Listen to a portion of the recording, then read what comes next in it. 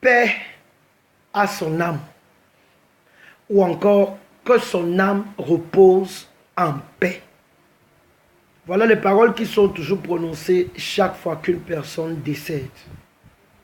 Qu'il ait été un brigand, un bandit, qu'il ait été un homme de mauvaise vie ou un homme de bonne vie, à chaque fois qu'un homme décède, on lui souhaite la paix et on lui souhaite le repos.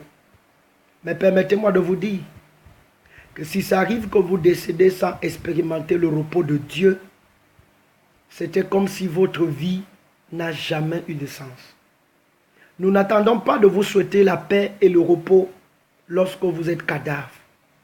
Parce que les vivants, les morts, n'auront plus jamais part à ce qui se passe sous le soleil. Mais nous vous souhaitons le repos maintenant, où vous êtes en vie, parce que vous pouvez ancrer dans le repos de Dieu. Ce n'est pas à dire que vous allez mourir. Nous vous souhaitons de mourir, non. Mais d'ancrer dans le repos de Dieu. Le grand frère Jésus-Christ, notre Seigneur, dit ceci dans Matthieu chapitre 11, le verset 28.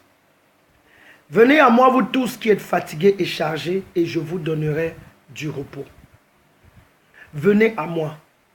Ce n'est pas qu'il est quelque part, à un endroit, et il vous appelle à cet endroit. Il parle ici de sa conscience. Il dit, ayez mon état d'âme, ayez ma conscience. Il a la conscience du Fils venu du Père. Il se regarde comme étant le Fils. Il est conscient du Père qui vit en lui et qui est avec lui. C'est pourquoi il ne se débattait jamais. Il ne s'inquiétait jamais. Il n'avait jamais peur.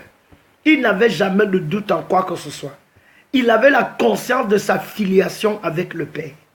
Quand il dit venez à moi, il est en train de vous dire ayez la même pensée que j'ai. Ayez la même conscience que moi. Considérez-vous comme des fils du Très-Haut. Considérez-vous comme des fils du Père. C'est dans cette conscience que vous avez le repos. Que l'inquiétude, le doute, les tribulations s'évanouissent dans la conscience de Christ.